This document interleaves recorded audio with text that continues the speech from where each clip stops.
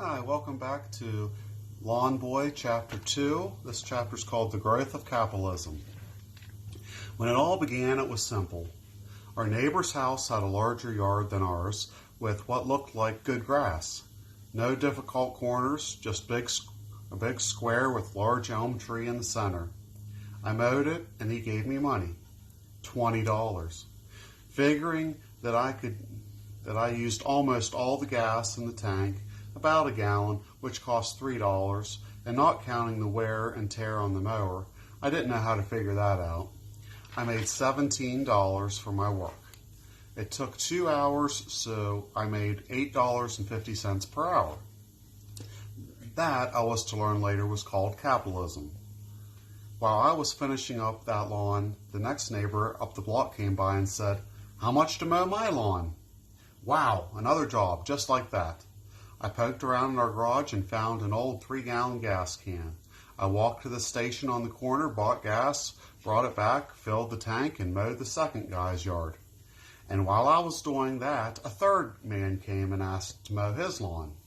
The lawns kept getting bigger, and soon it was dinner time, and I had done 3 lawns and made $60, and I had a small piece of scrap paper with phone numbers and addresses for 6 more lawns.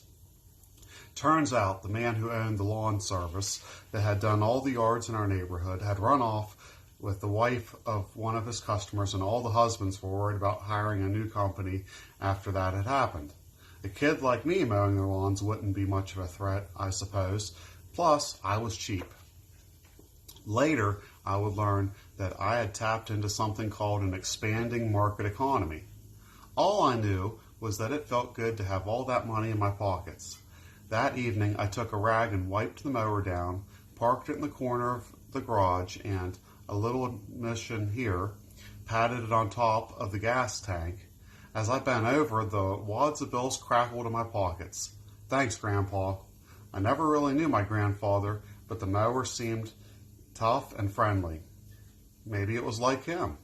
He had worked on it and used it, and it was nice to think of him as part of it. Then I went inside. A strange thing happened. My parents were getting food on the table as we sat down to eat. My dad said, "That new film about astronomy is on at the IMAX. It would be great to see it." He sighed, and I knew he was thinking about our budget. And there I sat, my pockets full of money. And I could have said, "No problem, I've got money, and I'll earn more money tomorrow and more money the day after that." But I kept my mouth shut. I could have said all those things, but nothing came. Somehow it didn't feel right for me to be the one offering to take us all to the movies. If I did that, wouldn't Dad feel worse? Wouldn't it sound like I was bragging? I ate my meatloaf and green beans and then went into the living room and watched the little television, or tried to. I still had the sound of the mower in my ears, so I couldn't hear the set. And my whole body was still vibrating from sitting on the mower all day. After a few minutes, I couldn't keep my eyes open. By 8 o'clock, I was sitting on the couch with my head hanging forward, drool dripping onto my t-shirt, sound asleep. Mom shook me awake and sent me to bed, where I crashed onto the pillow, still dressed, pockets full of bills. End of day 1 with my lawnmower, and that was the easiest day.